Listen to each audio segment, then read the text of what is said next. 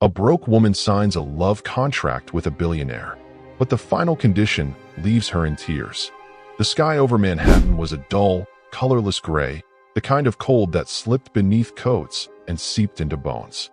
Camilla Hart clutched her worn leather portfolio under her arm as she rushed out of the subway and into the unforgiving wind, her shoes soaked from icy puddles and her breath fogging the air.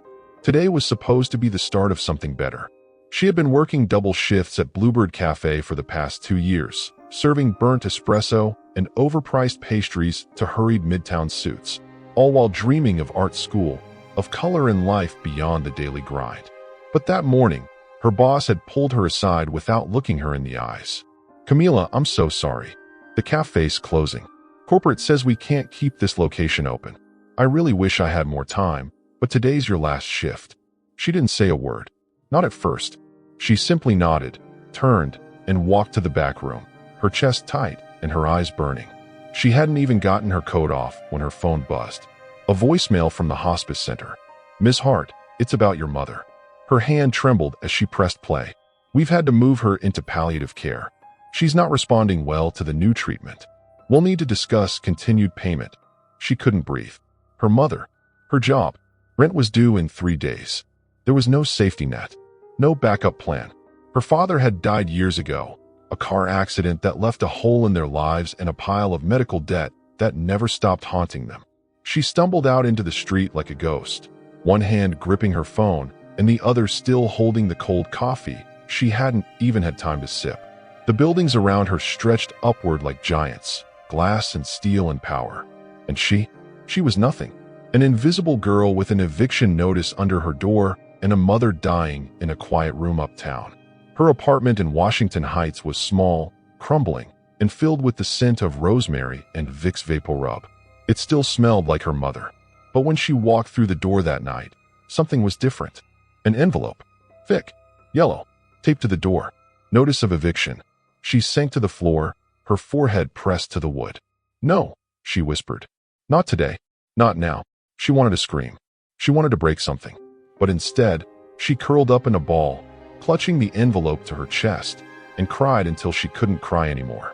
3 hours later, she sat on her mattress, scrolling through job ads with swollen eyes. Waitressing, cleaning, warehouse overnight stocking. None paid more than minimum wage. None would cover the hospice bills.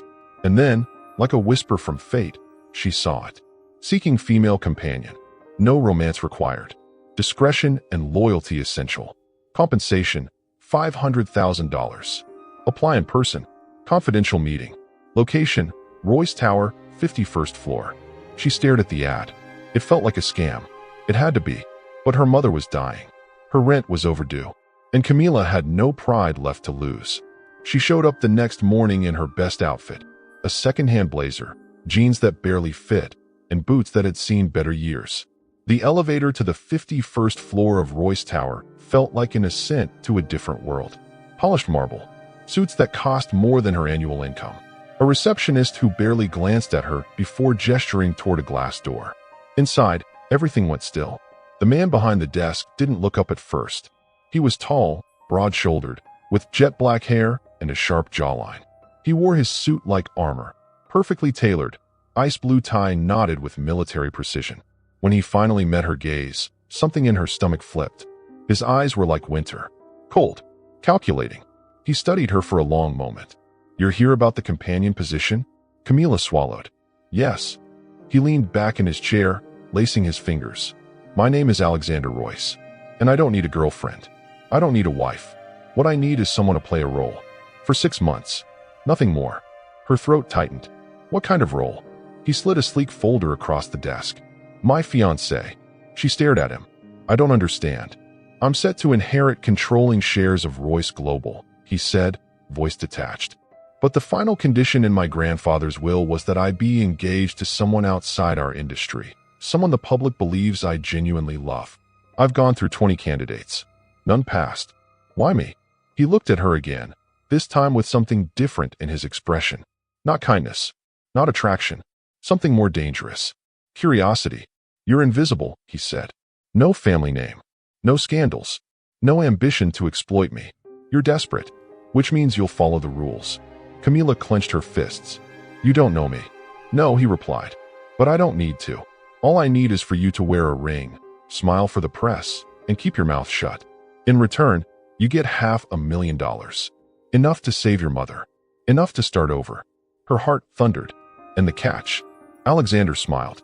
But it wasn't a smile of kindness. It was the smile of a man who had never been told no. The last clause of the contract will be revealed at the end of the 6 months. Camila's breath caught in her throat. What kind of contract hides a clause like that? The kind written by my grandfather, he said, standing. You have 24 hours to decide. After that, the offer expires. And so, most likely, does your mother's chance. That night, Camila sat beside her mother's hospice bed, holding her hand. The machines beeped in the background. Her mother's breathing was shallow, fragile. She kissed her forehead, tears slipping silently down her cheeks. I'm sorry, Mama, she whispered. I'll do whatever it takes. She returned to Royce Tower the next morning and signed the contract, not knowing that with that single signature, she was trading her heart for a lie. Not knowing that nothing, not money, not love, not even truth, would ever be the same again. It was the silence that unnerved her the most, not the silence of empty rooms or the dead space in the subway tunnels, but the silence in him, Alexander Royce, the man who had just purchased 6 months of her life with a pen and a blank expression. After signing the contract, Camila was escorted by a woman in heels sharp enough to draw blood. Her name was Serena, and she said little beyond what was absolutely necessary. Serena had the sort of presence that made Camila feel like she was already failing at something. They rode the elevator in tense silence, 49 floors down to the basement, where a sleek black car waited, humming like a panther in heat. Camila barely breathed during the ride. The city passed outside the tinted windows like a blur of everything she could no longer be a part of. Cheap pizza joints, hand-painted murals, lovers arguing on the corner, steam rising from the manholes like ghosts escaping the underworld. She wanted to stop the car, run, rip the contract apart. But she didn't. She couldn't. The driver turned onto Fifth Avenue and pulled into a private entrance beneath one of the most expensive luxury buildings in Manhattan. Inside, the doorman bowed. Camila felt their eyes on her, judging, measuring. The elevator rose so fast her stomach twisted. When the doors opened, her breath caught. The penthouse. Floor-to-ceiling glass framed a skyline on fire with sunset. Marble floors gleamed like moonlight. Abstract art filled the walls, cold, expensive, impersonal. Like Alexander, he stood at the far end of the room, pouring whiskey into a crystal glass. You're late, he said without turning around. I wasn't aware I had a schedule, she said. You do now? His voice was precise, cutting, indifferent. Every word felt like a test. Come, he gestured. She walked slowly, her boots echoing on the stone. He turned, finally, and handed her the glass, not to drink, but to hold. I need you to remember something, he said.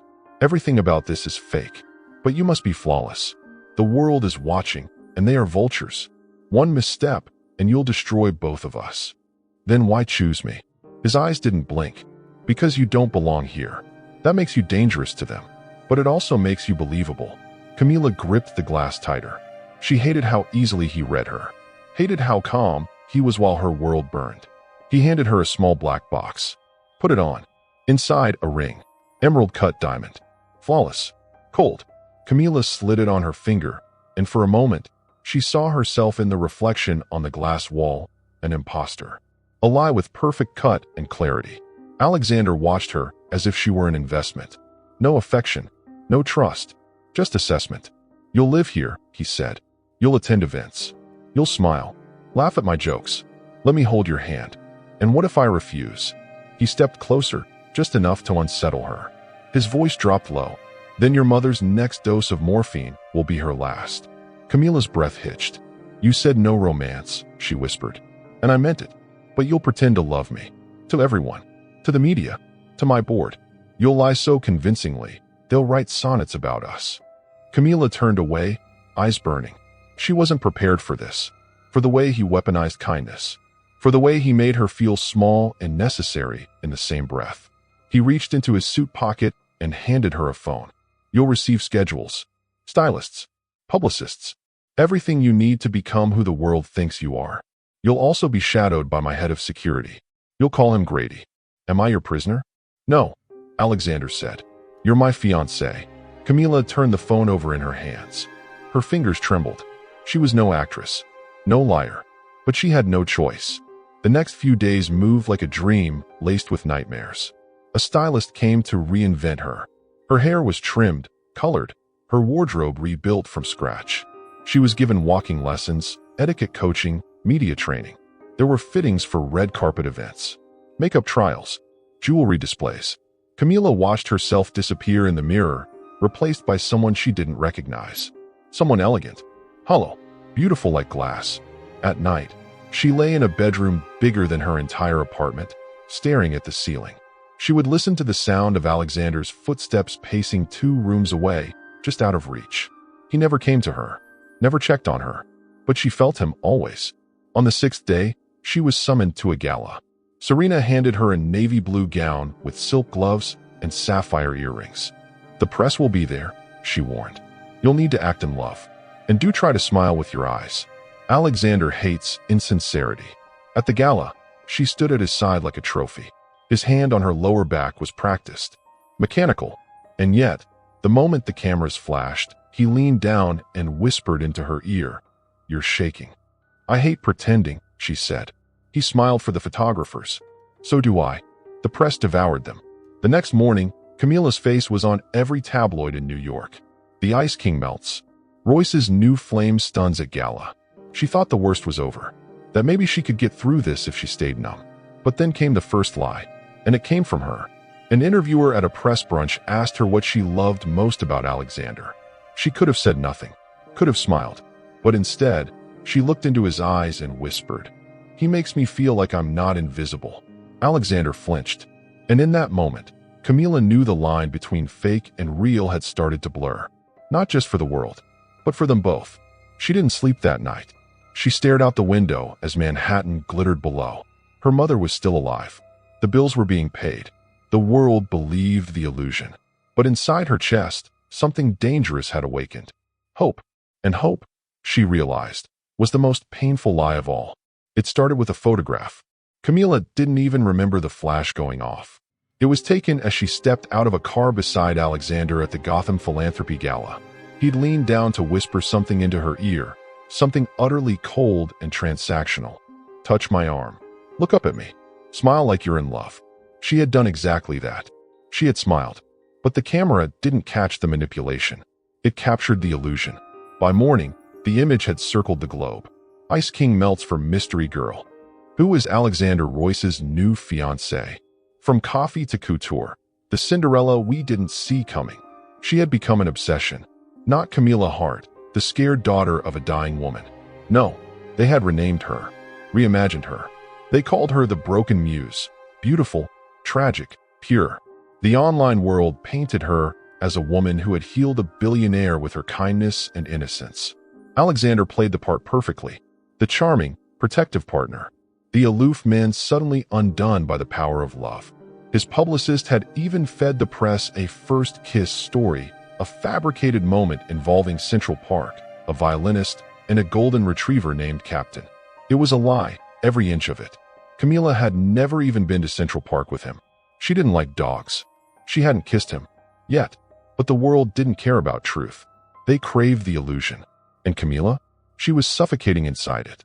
Every day she woke up in silk sheets in a bed that didn't feel like hers. Every day she went to fittings, rehearsals, interviews. And every night, she sat across from Alexander in the penthouse's echoing dining room, where they shared quiet dinners in silence. He rarely looked at her directly. When he did, it was to correct her posture or rehearse a detail in their history. "You met me at an art auction. You spilled wine on my tux. You apologized with a note and a sketch you drew on a napkin. I didn't draw anything," she said once. "You will if they ask. You're a struggling artist, remember?" He was building her as if she were a product, not a person. But Camila played along. She had to, for her mother. Until the day he made a mistake. The press demanded a live appearance, a joint interview on The View. Camila had never been on live television. She could barely breathe when she sat down on the white couch beside Alexander. A sea of cameras before them and millions of eyes watching. The host smiled too widely. "Camila, you've captured the heart of America's most untouchable bachelor. What's the secret?" Camila froze.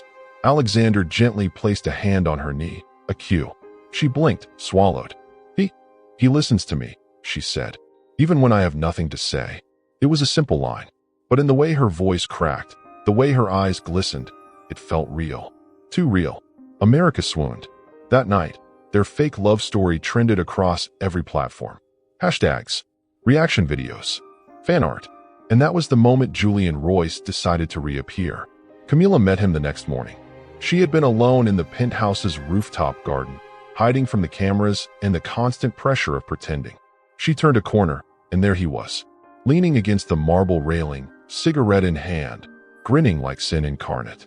Julian Royce, Alexander's younger brother, Wall Street darling, scandal magnate, and heartbreak personified. Well, he said, flicking ash over the edge. "The woman behind the lie." Camila took a step back. "Who let you up here?" "I don't need permission. This building belongs to my family, not your brother's apartment." He gave her a once-over. "So you can speak." "I was beginning to think they'd programmed you with silence." She narrowed her eyes. "What do you want?"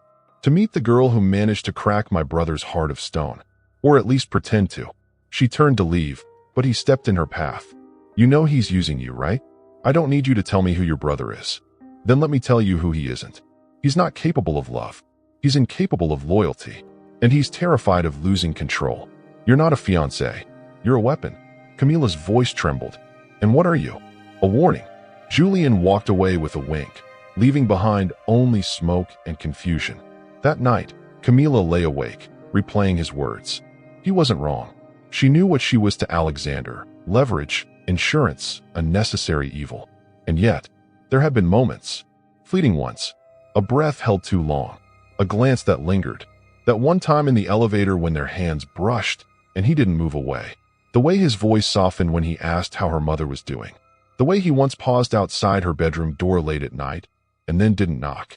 There was something, but it was hidden, controlled, buried beneath years of damage. And she was beginning to dig. The next week passed in a blur of charity events, gala dinners, red carpets. The lie grew louder. Camila's face appeared on billboards, magazine covers, influencer reels. Brands offered her endorsement deals. Everyone wanted to be her. Everyone wanted to believe in the fantasy of their perfect love. But only she knew how lonely it truly was. Until one night, during a staged charity event for a children's literacy foundation, Alexander's guard slipped. They were on stage, posing for photos with young scholarship winners, when a child asked Camila if Alexander was nice at home. She laughed nervously. "Well, he doesn't do dishes, if that's what you mean." The room chuckled, but Alexander stared at her, stone-faced. Later, in the limo, he erupted. "Never make jokes at my expense in public." I was playing along. People laughed. "I don't care. You're not here to entertain them. You're here to control the narrative." "And what narrative is that?" she shouted. "That I'm your puppet? That I smile when you say smile and breathe only when you allow it?" He leaned in, eyes blazing. "You think you're a victim? You chose this. You signed the contract." "For my mother," she cried. "Not for you. Not to be mocked and paraded like a doll." His voice dropped. Cold. Final. "Then remember who you're doing it for. And stay in character." The next day, the tabloids published blurry photos of Camila crying in the back of the limo. Fans speculated about tension. Rumors of breakups surged. Julian texted her, "You look like a woman breaking. Let me help you break free." She didn't answer, but her fingers hovered over the reply all night. For the first time, she didn't know who the real villain was. And worse, she didn't know if she was falling for one of them. The kiss was never meant to happen. It was supposed to be another calculated performance, another move on the chessboard Alexander Royce had designed. A red carpet event for a children's literacy fund. Press on every corner. Photographers shouting their names like gods demanding attention. She was in a velvet gown the color of spilled wine, hair twisted into an elegant knot, lips painted with a shade called innocent flame. He offered his arm. She took it. They walked slowly, deliberately, rehearsed smiles fixed in place. Camila's heart pounded, not from fear of exposure, but from something far worse, possibility. She could feel the electricity humming beneath his skin where their bodies touched. His palm was warm against her back. For the first time, she noticed a tremor in him. Barely there, but real. Cameras flashed. Then it happened. Without warning, Alexander cupped her jaw and pressed his lips to hers. Not a peck, not a performance. It was a kiss. Deep, slow, devastating. Her body stiffened at first, caught between shock and a sudden blaze of heat. Then, without conscious thought, she leaned into it. Her lips parted. Her fingers clutched his lapel. And for a second, just one fractured, stolen second, the world disappeared. No cameras, no contract, no secrets. Only him, only her, only fire. The applause broke the spell. She pulled away, breathless, shaken. His hand lingered on her waist. His pupils were dilated. His lips parted like he was about to say something. But instead, he turned to the crowd and waved like nothing had happened. The ride home was silent. Camila pressed her fingertips to her mouth, still stunned by the memory of him. His warmth, his softness, the way his kiss had felt like a confession he didn't know how to speak. She wanted to ask him what it meant. She wanted to scream, but she said nothing. And neither did he, until hours later, long after midnight, when she found him in the rooftop garden, staring at the skyline with a bottle of whiskey in hand. "You kissed me," she said, voice barely more than a whisper. He didn't look at her. "You looked nervous," he replied flatly. It helped the image. "That's a lie," she said, stepping closer. "There were no cameras on us by then." Silence. "You felt something." He turned, slow and deliberate, his expression unreadable. "Don't confuse a performance with a feeling, Camila." "I'm not confused," she said. "You are." That night, she cried herself to sleep. But in the morning, the world had moved on, while hers had stopped spinning. Because that's when the real betrayal struck. The video appeared online just before dawn. Grainy. Leaked. A hidden camera angle. Inside the Royce Tower boardroom. Camila signing the contract. The exact moment she pushed the pen across the paper and shook Alexander's hand. The title read, "The Engagement Contract. How much is Camila Hart worth?" She stared at the screen in horror. Her privacy, her pain, her sacrifice, exposed. Within hours, it was everywhere. On Instagram Reels, on TikTok duets, on Reddit threads and morning talk shows. Was it all fake? How long have they been lying? Is Camila a gold digger? Should Royce be held accountable for fraud? She paced the penthouse like a trapped animal. "Where is he?" she asked Serena, her voice shaking. "On a call with the crisis team. He let this happen." Serena didn't respond. Camila's chest heaved. She needed answers. She needed him. When she found Alexander, he was in his office, sleeves rolled up, tie loose, expression made of stone. "Why didn't you stop it?" she demanded. He didn't look up. "It was going to happen eventually." "You knew?" "I suspected. One of the board members is leaking. You knew I was going to be exposed, and you did nothing?" "I'm trying to minimize damage." "Not to me. To your reputation." His eyes finally met hers. And what she saw in them was worse than indifference. It was distance. Cold calculation. That same terrifying stillness he'd shown when they first met. "Don't take this personally," he said. She stepped back, voice trembling. "How else am I supposed to take it?" He sighed. "I warned you this wasn't a love story." Camila blinked, a tear slipping down her cheek. It felt like one, for a second. He looked away, and that broke her more than anything. She ran, past the guards, past Serena's calls, into the elevator, into the street, into the cold wind that bit at her bare skin. Cameras were already waiting, circling like vultures. She shoved past them, tears streaming down her face. She went to the only place she could think of, her mother's hospice room. Still, silent, monitors beeping like fragile heartbeats.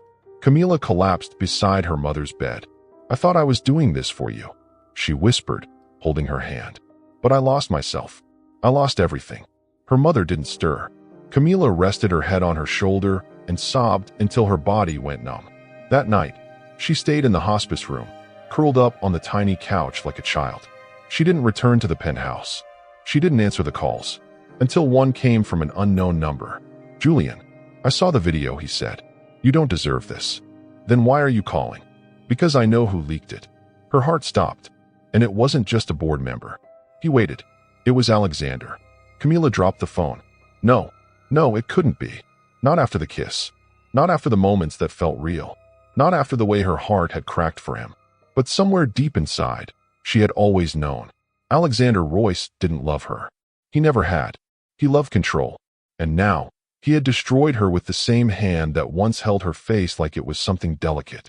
The world outside had turned against her. That much was clear. Camila had stayed away from the penthouse for days after the leaked video exploded online. She wandered between the hospice, cheap cafes, and the small, rented studio in the Bronx where she used to sketch before life swallowed her dreams whole. She barely slept. Her appetite disappeared. Her phone vibrated constantly. Alexander, Serena, even a direct message from Julian. But she couldn't go back. Not yet. She needed silence. Distance. Space to understand what was happening inside her. Why her chest still tightened when she thought of Alexander's lips. Why her stomach still sank when she remembered his eyes, so void of remorse after she begged him for truth. Everything had felt so real. And maybe that was the cruelest part, that she had wanted it to be. She was in a laundromat the day it happened, folding clothes she barely remembered wearing, her mother's soft cardigan in her lap, when the door opened and a woman walked in. She was tall, striking, raven hair, designer coat, blood-red lipstick that made her look more like an actress playing grief than a grieving woman. In her arms was a little girl, no more than 4, clutching a stuffed lamb and wearing a dress far too elegant for a child that age. The woman walked straight to Camila, as if guided by fate. "You're Camila Hart." It wasn't a question. Camila slowly stood. Her heart raced. "I am." The woman's lips curled, not into a smile, but something sharper. "I'm Vanessa." Camila didn't respond. Didn't know how. Vanessa gestured to the girl. "And this is Sophia. My daughter. Alexander's daughter." Time stopped. The buzzing of dryers vanished. The weight of the cardigan slipped from Camila's hands and fell to the floor. "That's not possible," she whispered. Vanessa's voice was calm. Too calm. "Oh, it is. You think you're the first woman he's used? The first heart he's broken? I knew him long before you ever walked into Royce Tower. I knew what he was, but I was naive. I thought if I gave him love, he'd give it back." She looked down at the child. "But he left, vanished, and I never saw him again." Camila shook her head. "You're lying." Vanessa handed her a folded piece of paper, an old photograph. A younger Alexander, hair longer, smiling, arm wrapped around Vanessa, his hand resting protectively on her stomach. A second photo, the baby, Sophia, swaddled in pink, with a bracelet labeled S. Royce. "No," Camila breathed. "Why now? Why come to me?" "Because you're the one playing house with him. You're the one the media calls a miracle, the one America loves. You're the new performance." She stepped closer. "But I'm the consequence." The child, Sophia, looked up at Camila with wide green eyes. Eyes too familiar, too much like Alexander's. Camila turned away. Vanessa didn't stop. "He abandoned her. Just like he'll abandon you. But if you think I'm going to let him parade around with you while pretending this child doesn't exist," her voice darkened. "Think again." She left the laundromat without another word. Just a long, lingering glance that felt like a threat and a curse in one. Camila sank to the floor, surrounded by piles of warm laundry and stifled sobs. For the first time, she didn't know if she was crying out of rage, heartbreak, or something far more terrifying, jealousy. Because deep down, she had imagined a child. One day, with him, she was falling for Alexander Royce, and he may have already built a life without her. Later that night, she returned to the penthouse, not out of forgiveness, not out of hope, but because she needed truth. He was there, seated at the bar, shirt sleeves rolled up, fingers wrapped around a glass of whiskey, face grim. "You look like hell," he said softly. "I met Vanessa." He froze. "And Sophia," she added. Alexander looked at her like a man being dragged underwater. "That's not my child." "Then tell me why she looks exactly like you." "I don't know," he said, voice shaking. "I don't know what game she's playing, but I swear to you, Camila, I never knew about her. I never saw Vanessa again after that night. She disappeared. Maybe because she was pregnant and terrified," she snapped. "Did you even care? Or did you just throw her away too?" He stood. "No, don't twist this. I was young. We were reckless. But I didn't know. I swear on my life." "And what if she's yours?" Camila whispered. He didn't answer. She took a step forward. "Would you love her?" His voice broke. "I don't know how to love anything." The words shattered her. Because they weren't cruel. They were true. Camila left the room. Not because she hated him, but because she didn't. She found herself in her own suite. tearing through drawers, finding the sketchbook she hadn't touched in weeks. She drew for hours. Drew Sophia. Drew Alexander's eyes on hers. Drew a heart cracked open with roots growing from the cracks. She didn't sleep. 2 days passed. A paternity test was ordered. The press got wind of it. The headlines went wild. Royce's secret love child? The other woman speaks. Camila betrayed again? She avoided Julian's messages. Avoided the hospice. Avoided the world. Then came the results. Sophia Royce. His child. Camila didn't cry this time. She just faded. Sat by the window as it rained for hours. Until Alexander knocked on her door. I didn't know, he said again. And I don't expect you to forgive me. Then why are you here? Because I want to try. She looked at him. And for the first time, she saw it. Raw, real fear in his eyes. Not fear of losing the company or control, but losing her. She closed the door, not as rejection, but as a pause, because her heart was too broken to let him in, but not broken enough to stop loving him. Not yet. The knock on the door came just before dawn. Camila hadn't slept. Her body still trembled from the truth about Sophia, Alexander's daughter. Though he denied knowing until the test results came in, the damage had settled deep. It wasn't just about what he knew or didn't know. It was about the weight she was carrying for both of them now. About the cracks in her soul that no one seemed to notice until they turned into earthquakes. She opened the door slowly, expecting Alexander, maybe Serena, but it was Julian. In a leather jacket, no tie, eyes bloodshot with something that looked like guilt, or something far more sinister. I thought I told you to stay away, she said, voice flat. I heard what happened. He stepped inside without waiting. About the test. About Sophia. I don't need your pity. You need someone who isn't playing you like a pawn on a very expensive, very ruthless chessboard. Camila didn't respond. He sat down on the arm of the couch, stretching his legs like he belonged there. He's unraveling, Julian said. You think the baby broke him? It didn't. You did. She blinked. What are you talking about? My brother's never cared for anything in his life. Not people. Not love. Not loyalty. He only cared about the empire. But then you walked in, and suddenly he's kissing you on camera, taking nights off, losing control. That's dangerous, for all of us. She narrowed her eyes. You're saying I'm the problem? No, I'm saying you're the threat. His smile faded. And threats in this family don't last long. Camila stood. Get out. Julian didn't move. He just pulled something from his coat pocket and placed it on the table between them. A document. A report. Camila's heart dropped the moment she saw the header. U.S. Immigration and Customs Enforcement. Julian tapped the paper. I warned you before. My brother may have kissed you, but that doesn't mean he's not capable of cutting you loose. Her blood ran cold. Is this a threat? No. This is a heads up. You're not who he thinks you are. And now, neither is he. He left before she could demand answers. The paper lay there on the table, staring back at her like a loaded gun. She picked it up. Her hands shook as she read the details. A flagged visa. A report claiming she had overstayed. A pending investigation. No, she whispered.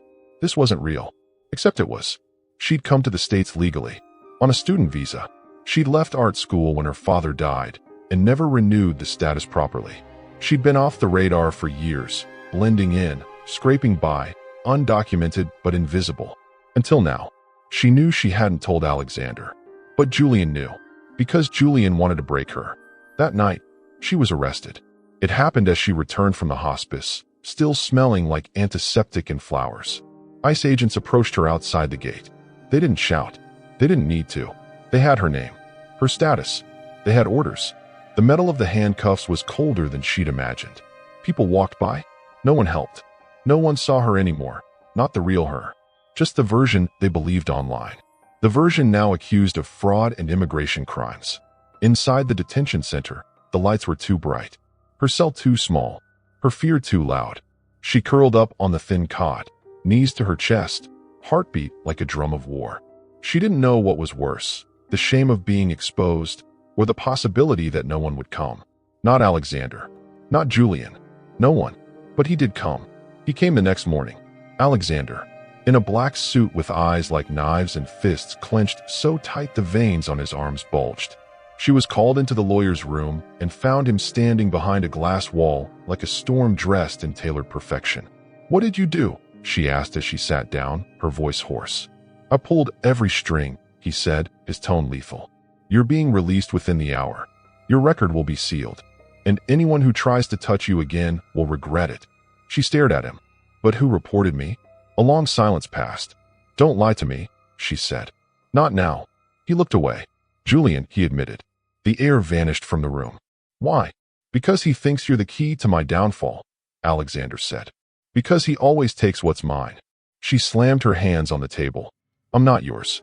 I was never yours. He looked at her, and for once, the cold melted away. There was something naked in his gaze. Wounded. Human. You were, he said softly. Even when I didn't deserve you. Camila wanted to scream. To tear the walls down. To destroy every lie, every contract, every chain she couldn't escape. But she stayed quiet. Because her mother still needed surgery. Because her heart, despite everything, still whispered his name. She was released that afternoon. But something inside her had changed. She no longer believed she could survive this world unscathed. Because this wasn't about love anymore. This was war. She had felt it before the call came. A heaviness in her chest that wouldn't go away, like some invisible thread tugging at her ribs all night. Her dreams were fragmented memories. Her mother in the kitchen humming old boleros, stirring caldo de pollo, her father dancing barefoot in the hallway, laughter echoing in the apartment they used to call home. The dreams faded into static, and when Camila opened her eyes, she was already crying. Her phone buzzed at 6:12 a.m., unknown number. But she knew. Hospice. She didn't even hear the words at first. The nurse was trying to sound calm, professional, but Camila could hear the panic behind it. Her mother had suffered a massive stroke. She was alive, but unresponsive. They had stabilized her, but the doctor had used words like DNR, cognitive decline, urgent consent. She may not make it through the week, the nurse said. Camila's legs gave out. She sat on the floor in her nightgown. The cold would under her shaking body, as if the world had cracked open beneath her and swallowed everything that made sense. No cameras, no secrets, no men, just grief. She called a cab and didn't wait for security clearance. Didn't text Alexander. Didn't check her hair. She arrived at the hospice like a ghost, pale and breathless. Room 217. She could barely bring herself to open the door. Her mother lay still. There was a soft, rhythmic beep from the machines, a hiss from the oxygen, and a silence so loud it choked the room. Mama, Camila whispered, falling to her knees beside the bed. Please don't go. Not now. Not yet. No response. Her mother's hands were cold. Camila pressed her forehead against them, remembering every lullaby, every sleepless night her mother had spent at her bedside after the accident that killed her father, the way she'd worked 3 jobs to keep Camila in school for as long as she could.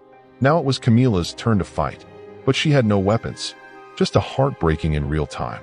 She stayed all day, didn't eat, barely drank. Nurses came and went. A priest was called. Camila refused him. She's not ready to go, she said. That night, as the machines beeped steadily, she saw Alexander in the hallway.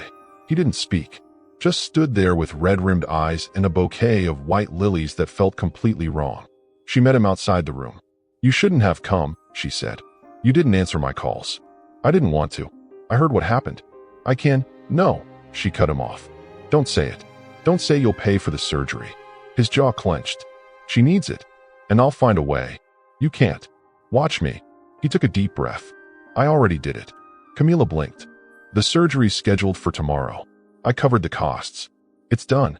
Her blood turned to ice. No, Camila, you don't get to do this. You don't get to swoop in and save the day and expect me to fall back into your arms. You don't get to buy my mother's life just because you can't feel your own. I wasn't trying to. You don't own me, Alexander. People in the hallway stared. He stepped back. Everything I've done was to help. No, everything you've done is to control. Her voice cracked. You bought me. You made me pretend. You let the world destroy me. And now you're doing it again, through kindness. She turned away. Back in the room, her mother still lay unmoving. Camila sat beside her and cried, not just for the woman she might lose, but for the love she never got to feel without fear. That night, Camila dreamed of a meadow. Her mother stood in the sunlight, arms wide open. Camila ran toward her, heart full. But just before she reached her, her mother began to fade. I'm not ready, Camila whispered in the dream. Her mother smiled. You never will be. She woke up screaming. At dawn, the surgery happened. It took 4 hours. Camila waited in the chapel with hands trembling, a single candle burning beside her. Alexander never came. When the doctor finally arrived, he looked grave. She made it through the procedure. But there's damage. We won't know how much until she wakes. If she wakes. Camila's knees buckled. The world blurred again. Back in the room, she sat by her mother's side. Watching. Hoping. Praying. Please, she whispered. Please come back to me. A day passed. Then 2. Then 5. Her mother stayed silent. Camila began to draw again. On napkins, on the back of brochures, on the walls of her heart. Little flowers. Suns. Her mother's hands. She stopped answering media calls. She declined all public appearances. She turned down Julian's apology message and Alexander's repeated requests to visit. Then one afternoon, her mother opened her eyes. They didn't focus at first, but Camila grabbed her hand. Mama, it's me. I'm here. Her mother blinked slowly and smiled. Camila collapsed into sobs so deep they ripped her soul open. But they were tears of relief. Her mother would need therapy, speech help, memory exercises. But she was alive. Camila kissed her forehead. I'm not going anywhere, she whispered. And I won't let anyone hurt us again. Her mother didn't speak, but she didn't need to. Love had always spoken louder without words. There was something wrong with the sky that morning. Too blue, too perfect. It mocked her. Camila had just left the rehabilitation center where her mother, still recovering from the stroke, was practicing her speech with a therapist. For the first time in days, she felt a flicker of peace. Her mother had squeezed her hand, smiled, whispered Mija, but peace never lasts long in stories like this. By the time Camila returned to the penthouse, she sensed something in the air. The way the staff avoided her eyes. The way Serena met her at the elevator with pursed lips and trembling fingers. She's back, Serena said. Who? Isabella Crane. The name sliced through the air like a razor. Camila froze. You're lying. I wish I was. Isabella Crane. Heiress. Socialite. The woman Alexander had nearly married before the scandal broke years ago. A woman who knew how to ruin men and smile for the camera while doing it. She's scheduled an interview, Serena added, with the Nation report. It airs live tonight. Camila's throat closed. About what? She says she's ready to tell the truth about Alexander. About the contract. About you. That night, the world watched as Isabella Crane sat on a velvet couch in a white dress with perfect makeup and crocodile tears. I was in love with Alexander, she began. But then she came along. Camila. And everything fell apart. The host leaned forward. You're saying the relationship was fake? Oh, darling, Isabella said with a soft, poisonous laugh. It was all fake. I know because I wrote the contract. Camila sat on the floor of her suite, staring at the screen, her heart pounding against her ribs like it wanted to escape her chest. Serena stood frozen at her side, one hand covering her mouth. She what? Camila whispered. I was helping him save the company, Isabella continued. He needed someone believable, someone naive, someone desperate. So we created her. The backstory, the look, even the tragedy. Camila's voice shook. No, Isabella smiled at the camera. We crafted a perfect woman, and the world believed her. That night, Camila's name trended globally, but not as the muse or the heroine. Hashtag Camila Heartlies, hashtag FakeFiancé, hashtag RoyceCon. She didn't leave the suite for 2 days. Her inbox overflowed with death threats. News anchors replayed the interview on loop. Paparazzi camped outside the building. People online called for her arrest, for Alexander's resignation, for an investigation. Julian sent a voice note. I warned you, Camila. She doesn't fight fair. Alexander knocked on her door the 3rd day. Camila opened it slowly. He looked destroyed, hollow, like a man who had just watched his entire legacy turn to smoke. I didn't know she'd do this, he said. You didn't stop her either. She's a PR monster. She knows every loophole. I tried. You let her walk into the media and hand them my life like a broken trophy. His eyes flared. You think I wanted this? No, she said. I think you didn't care enough to stop it. He stepped closer. I care about you. Then why does it always feel like you only care when I'm bleeding? She shoved a stack of papers into his chest. Her lawyer had drawn them up that morning. Termination of the contract. Withdrawal from the inheritance clause. A severance clause. Silence clause. Escape clause. I'm done, she said. With the contract. With the fake love. With you. He looked down at the papers. His hands didn't move. Is that really what you want? No, she whispered. It's what I have to do. He didn't try to stop her. She left the penthouse that night. Moved into a tiny apartment in East Harlem, rented in cash. Paparazzi found her within 24 hours. Trash was left outside her door. Messages scribbled on her windows. Her job applications were rejected before she could even submit resumes. Her name was poisoned now, but at least she was free. Until Isabella showed up. Yes, she found her. She knocked at the door like they were old friends. Do you want to know why I really did it? Isabella asked. Camila didn't answer. I loved him, she said. And he loved me. Until you. He never loved me. Oh, but he did. That's what made it so much fun. She stepped closer. You made him human, Camila. And I made sure he paid for it. Camila's hands trembled. So you destroyed me to hurt him? Exactly. And what happens when the cameras move on? I'm a crane, Isabella said. They never move on from me. Then she smiled and walked away. Camila crumbled onto the kitchen floor. Not because she was defeated, but because she had never wanted the war.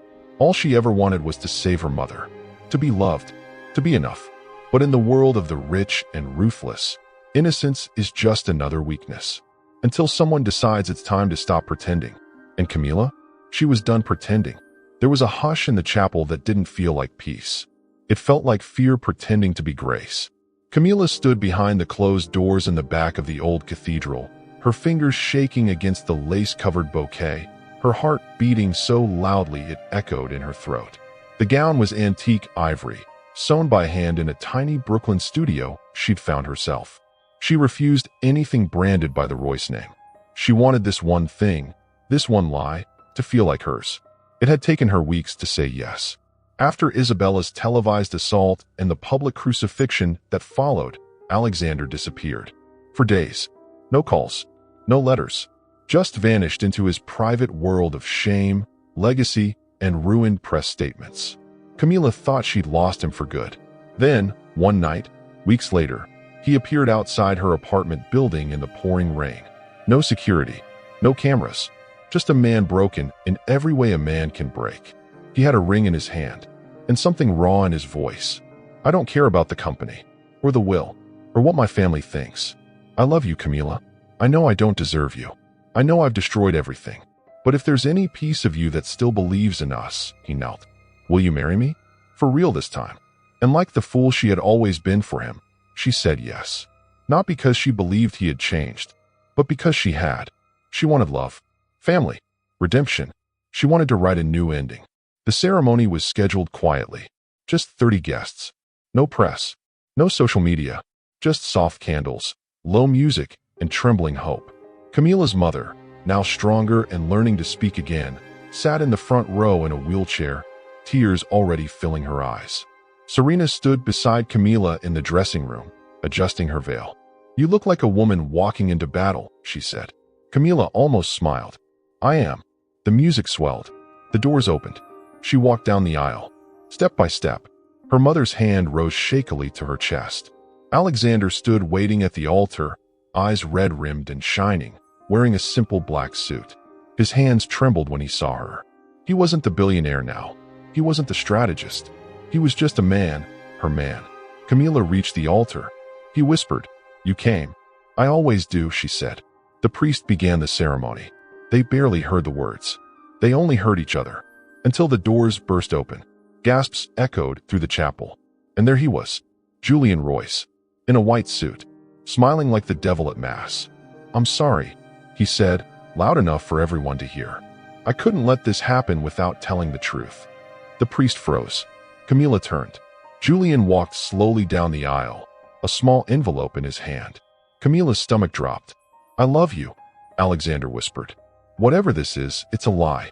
But it was too late. Julian handed the envelope to the priest. Before this ceremony continues, I think the bride should know something. The priest opened it. Inside, a paternity report. The priest looked confused. Camila's mouth went dry. Go on, Julian said, enjoying every second. Tell her. The priest, nervously, read aloud. Subject 1, Julian Royce. Subject 2, unborn fetus. Result, 99.8% probability of biological relation. The silence in the chapel shattered like glass. Alexander's eyes went wide. What is this? Julian smiled. Camilla's pregnant, and there's a good chance the child is mine. No, Camilla whispered. That's not true. We spent a night together. You remember, don't you, Querida? Lies. It was a lie. Camilla had been vulnerable. She'd cried in Julian's car. He held her. But she would never. But the paper said otherwise. Alexander stepped back, his jaw tight. Tell me it's a lie. Camilla's voice trembled. It is. I swear. Julian drugged the test or paid someone, or I'd never do that to you, Julian said smoothly. But you've been so confused lately. Alexander's voice roared through the chapel. Enough. But it was over. The guests were whispering. Her mother was crying. And Camilla? She was broken. She turned to Alexander. I don't know how to fix this, she whispered. He looked at her like a stranger. And then he walked away. No words. No final vow. Just silence. Camilla stood alone at the altar. And behind her, the candles flickered and died. She ran. Out of the church. Into the street. Into the chaos of horns and rain and screams from distant cameras that had somehow found them. Her dress tore. Her hair came loose. The bouquet fell into the gutter. She didn't look back. That night, she collapsed in her apartment, blood on her hands from the fall, her fingers trembling over her belly. And for the first time since it all began, she said it aloud. I'm pregnant. Not for Alexander. Not for Julian. For her. For the tiny life growing inside her who had no idea they were born of scandal and silence. She sobbed. And then she began to pack. Because New York would never forgive her. And Alexander was already gone. Camilla disappeared. Not like a headline. Not like a public meltdown. She didn't announce it or run screaming. She simply vanished. 2 days after the wedding disaster, after Julian's poisonous reveal, after Alexander walked out without a word, she packed her bags, left the keys on the table, and boarded the earliest train heading north. No destination. No plan. Only silence. The press lost interest after a week. The story shifted to a new scandal, a celebrity divorce, a senator's affair. Camilla Hart faded into the digital archive of almosts and disgraced women. Just another name to click on, judge, forget. But Alexander never forgot. He searched. Private investigators. Phone traces. Bank records. Nothing. And then, months later, he gave up. Because he had finally received the one thing he never expected. A letter from his grandfather's lawyer. It was time. The inheritance hearing was scheduled. The full will would be executed. And with it, the final clause of the contract. Alexander arrived at the law offices of Stanton, Royce, and Leclerc alone. No bodyguards. No press. He wore no tie. His beard was unshaven. His eyes were sunken hollows, dark as regret. Where is she? The attorney asked. She's gone. That's unfortunate. The attorney handed him a small envelope. The final clause must be read privately. He opened it slowly. His hands began to tremble. He read the words over and over. Then, he sank into the chair like a man shot through the heart. If, during the course of the agreement, one or both parties fall in love, and this love is made known to the other, then they must separate. Forever. If the parties reunite in any form, the inheritance shall be dissolved, and all financial and corporate assets pass to the next eligible bloodline. Love shall nullify the fortune. Love shall end the empire. Alexander closed his eyes. He had said it. He had told her he loved her. At the altar, in front of the world. And she had said it back. Not with words, but with her eyes. With her presence. With the way she shook as she stood beside him, even after everything. The contract was now binding. If he found her, if he held her again, everything would be taken.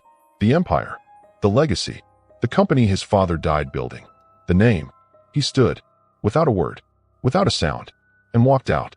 Across the city, Camilla sat alone in a cabin deep in the Berkshires. Snow fell outside like ash. She held her belly with one hand, her sketchbook in the other. She had drawn her daughter 1,000 times already. Curly hair, soft eyes, little hands. She spoke to her in whispers. I don't know what kind of world I'll give you, but I'll fight.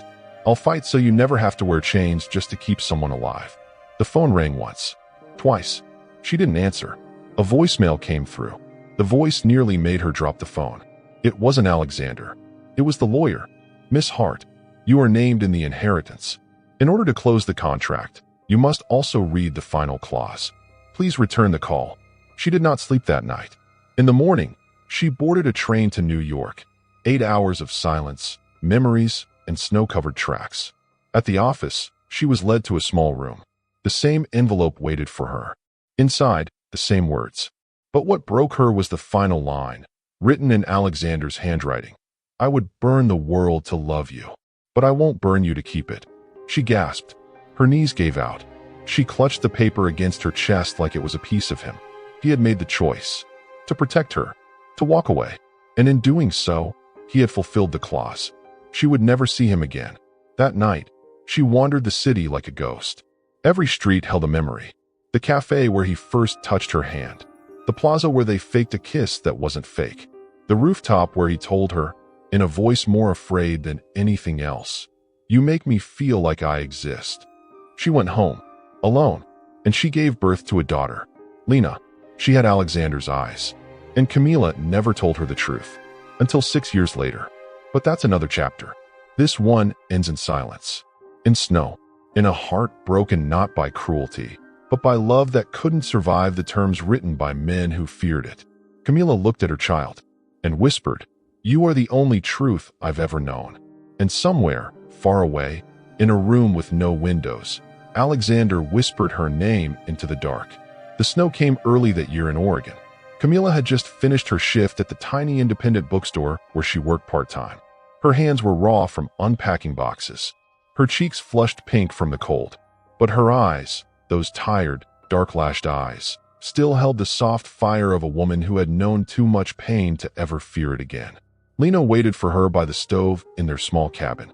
6 years old, bright, curious. Her laughter always arrived first, then her questions. Mama, she said, tugging at her scarf as she helped her out of her coat. Will you read to me before bed? Camila smiled, brushing snowflakes from her daughter's curls. Of course. They curled up on the couch, wrapped in the same frayed blanket her mother once used when Camila was a child. They read The Little Prince. Lena pointed at the stars and whispered that she wanted to live on one. Camila kissed her forehead. You already do. Once Lena fell asleep, Camila stood by the window, tea in hand, staring at the forest blanketed in silence. She did this every night. Watched. Waited. For what? She no longer knew. She had let him go. Truly, the years hadn't healed her. They'd simply softened the edges of the wound. She never searched for him. Never called. She'd heard rumors. A new CEO at Royce Global, a quiet resignation, stocks transferred to the board. Alexander Royce had vanished as thoroughly as she had. Gone from headlines. Gone from the world. Until that night. It happened slowly. Headlights. A car winding up the snowy road, tires crunching over ice. A black sedan. Not local. Not rental. Something expensive, but understated. Her breath stopped. It couldn't be. She placed the mug down with trembling hands. Stepped outside. The wind whipped her hair across her face. Snowflakes melted on her lips. The car door opened. A figure stepped out, cloaked in shadow. Tall. Still. Familiar. Her knees nearly buckled. Alexander. Older. Thinner. But still him. He walked slowly, as if afraid she might run. She didn't. He stopped 10 feet away. I had nothing left to give you, he said. So I gave it all away. And when there was nothing between us but the truth, I came. She stared at him, frozen. I gave up the company, the board, the shares, the Royce name. I don't even have a home. He smiled softly. But I have this. He held out a photo, crumpled, water-stained. It was of her, pregnant, holding a paintbrush, laughing, taken from behind a fence. Grainy. She gasped. I kept it, he said. Every day, every night. It's what kept me human. She stepped forward. Why now, she whispered. Because I couldn't breathe anymore, he said. Because I told myself I'd never see you again. Because I tried to follow the rules. But my soul didn't. And because love doesn't keep contracts. She looked down. I thought you'd forgotten us. I never forgot, he said. I just finally became the kind of man who deserves to remember. She didn't speak, just turned and looked toward the porch. Lena stood in the doorway, clutching something. A photograph, worn at the edges, of Alexander, tucked beneath her pillow since she was old enough to know the word father. She had never asked Camila. She had always known. Camila turned back to him. There's no money, no name, no legacy. I don't want any of it. There's only us. That's all I've ever wanted. She stepped into his arms. Not rushed, not desperate, just home. His hands trembled as he held her. She buried her face in his coat. They stood like that for what felt like eternity, until Lena's voice broke through the snowfall. Mama, is that him? Camila pulled back, her eyes filled with light. Yes, she said. That's him. Lena ran, straight into his arms, and Alexander fell to his knees, crying, holding the daughter he never met, whispering her name like a prayer. Camila watched them, and for the first time in 6 years, the pain felt worth it. Because this wasn't the end. It was the beginning. 3 days later, they sat around a fire. Alexander had chopped wood with hands not used to labor. Lena had drawn a picture of the three of them in crayon, stick figures with crowns and wings. Camila placed it on the fridge. The next morning, the sun broke through the trees. They walked outside, into the snow. No press, no empire, just a man, a woman, and the child they made from chaos. He turned to her. Marry me, he said. No cameras, no contract, just us. Camila smiled. You're 6 years late. He grinned, but right on time. She nodded, and in the middle of the clearing, they said no vows. They needed none, just hands, and eyes, and forgiveness, and Lena dancing between them. As the snow began to fall again, Camila looked up at the sky. Thank you, she whispered, and the wind answered, softly. You were always meant to be loved this way.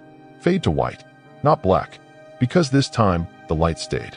If this story touched your heart like it did ours, don't forget to like the video, subscribe to the channel for more unforgettable dramas, and leave a comment below telling us what moment broke you the most, or gave you hope. We want to hear from you. Let's cry, heal, and fall in love together, one episode at a time.